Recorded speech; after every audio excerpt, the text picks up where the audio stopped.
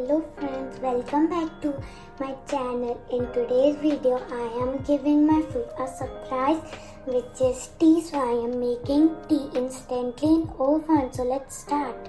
So the ingredients are one elaichi and sugar, chai patti and water. It's little water. So now in the cup we need some milk, so I'm going to get the milk. So this much of milk I will put in this. Then now in the milk I will put sugar and chai patti with 1 spoon. This is sugar. 1 spoon I will put this much. And chai patti I will put also. 1 spoon, little than 1 is done.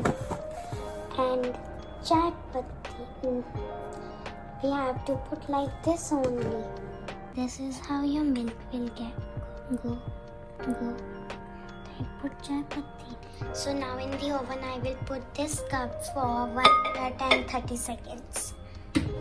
This is 1 minute.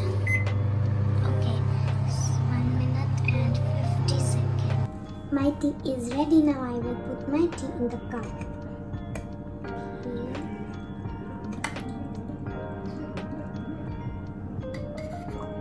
Okay. And now meanwhile I am serving.